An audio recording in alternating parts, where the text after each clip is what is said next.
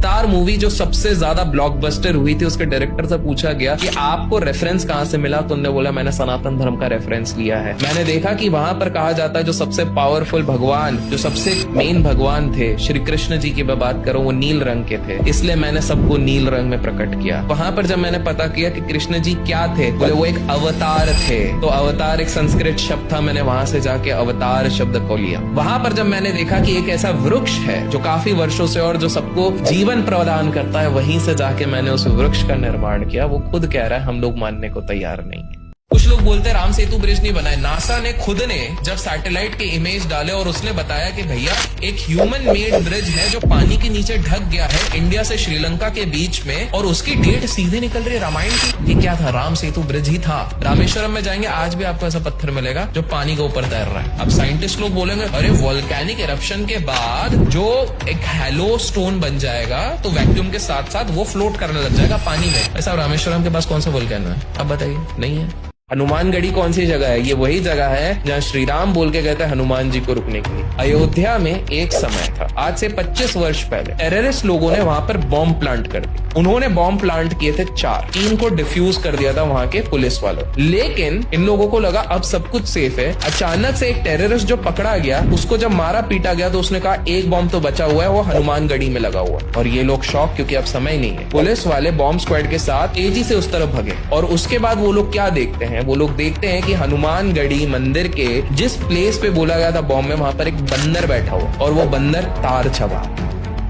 और उसके बाद वही सेम बंदर मंदिर के टॉप के कलश के पास जाके बैठ गया है। सबने नतमस्तक किया। पता है क्यों? क्योंकि जब जाके उन्होंने बॉम्ब पे नोटिस करा 3 सेकंड का टाइमर बचा। हनुमानगढ़ी कौन सी जगह है? ये वही जगह है जहाँ श्री राम बोल के कहते हैं हनुमान जी को रुकने के लिए। तभी कहते हैं ना, पता नहीं किस रूप में नारायण गणपति दी को किस चीज का देवता बोलते हैं? बुद्धि। क्या आपको पता है साइंटिस्ट की अगर मैं बात करता हूँ, आप जान के हैरान हो जाओगे, हमारे खुद अंदर गणपति जी है। हमारे अंदर गणपति जी इसलिए हैं क्योंकि बहुत साल पहले जब पहली बार ह्यूमन एनाटॉमी को स्टडी किया गया तो पता चला कि भाई हर चीज के हिसाब से बॉडी सही फंक्शन कर सकती है। सिर्फ एक चीज अगर सही नहीं हुई ना तो पूरी बॉडी फंक्शन नहीं करेगी। उसको कहते हैं पिट्यूटरी ग्लैंड। और जब पिट्यूटरी ग्लैंड को माइक्रोस्कोप के नीचे देखा गया तो वो गणपति जी जैसा दिखता है। हमारी बुद्धि pituitary gland, like growth hormone भी वहां से हो रहा है। बच्चा बड़ा नहीं होगा, समझदार नहीं होगा। आप 20 साल की उम्र में बुढ़े हो जाओगे अगर ये चीज काम नहीं कर रही है। आप ये सोचिए, केदारनाथ एक ऐसा टेम्पल है जो एक समय पे 400 साल तक बर्फ के अंदर था, और उसके बाद भी जो वो बर्फ मेल्ट हुई एज इट इज है। कैसे संभव है कि एक मंदिर है जहाँ पर एक बूंद सीमेंट का नहीं लगा था, एक बूंद प्लास्टर का नहीं लगा था। इंटरलॉकिंग सिस्टम से उस समय से, इतने हजारों साल से वो उस मंदिर को स्टेबलाइज किया गया है। जिस तरह के पत्थर यूज किए गए, 30 किलोमीटर दूर उस तरह के पत्थर मिलते हैं। 30 किलोमीटर से इतने मोटे मोटे 100 टन के पत्थर ऊपर लेके कैसे जा सकते हैं इंसान?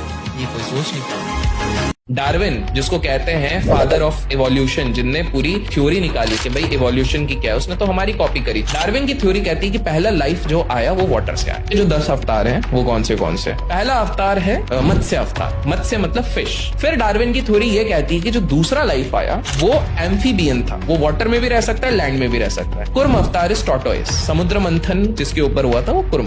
फिर तीसरा जो अगर वो बताया जाए, फिर उसने कहा कि मैमल्स आ गए, अब धरती पे चलने वाले हो गए। वरा अवतार इज बेसिकली जो चल सकते हैं। चौथा जो डार्विन की थ्योरी कहता है वो mix of human as well as animal, Narasimha avatar, वो वहां पर हो। पांचवा वो कहता है ड्राफ्ट्स आए, छोटे छोटे बोने, वामन अवतार। छठा उसने बोला लोगों को एग्रीकल्चर आ गया, वॉरियर आ गया और फाइटर बन गए, परशुराम, वो सारी वो चीजें करते हैं। उसके बाद वो बोलते हैं कि बोले एक ऐसा रूप आया जिसने सीखा emotions, love, passion, compassion, Shri Ram, Purushottam Ram. फिर उसने सीखा कि एक पावरफुल लीडर आया जो सही मार्ग सबको दिखाएगा, कृष्ण आया। प्रॉब्लम है डार्विन तो यहीं तक रुक गया, हमारे उसके आगे भी पहुंच गए। Enlightenment power like Balram and Gautam Buddha, and finally कल्कि। डार्विन की थ्योरी जहां खत्म होती है, हमारी सनातन कब से बता चुकी। तो आज से ना कुछ साल पहले आइलैंड में इन्फ्लेशन, महंगाई बहुत बढ़ गई। कुछ भी कोशिश कर लूं रोक ही नहीं पा रहे। तो हमारे इधर का 600 रुपए उस समय पे 1 लाख रुपए थे वहां। थाईलैंड के लोग जब परेशान थे कि अर्थव्यवस्था हमारी खराब हो रही है, इकोनॉमी हमारी स्टेबलाइज नहीं हो रही है, एक व्यक्ति ने कमेटी से बोला कि कुछ नहीं तो एक काम करते हैं, गणेश जी का फोटो नोट पे छापना शुरू करें। अब जान के हैरान हो जाओगे, आज वो एंटीक में ऑक्शन होते वो नोट, और उनकी अर्थव्यवस्था सही हो गई। सोमनाथ एक ऐसा मंदिर है जिसको बाहर के लोगों ने इतने बार अटैक किया है। मोहम्मद गजनी ने किया है, फिर अलाउद्दीन खिलजी ने किया है, औरंगजेब ने किया है, बहुत डिस्ट्रॉय किया है। आपको पता है लास्ट मुगल सम्राट जिसने डिस्ट्रॉय करने की कोशिश करी वो वहां पे गया क्योंकि सोना बहुत था ना वहां। वो जान के हैरान हो गया कि वहां का शिवलिंग हवा में उड़ता है सोना।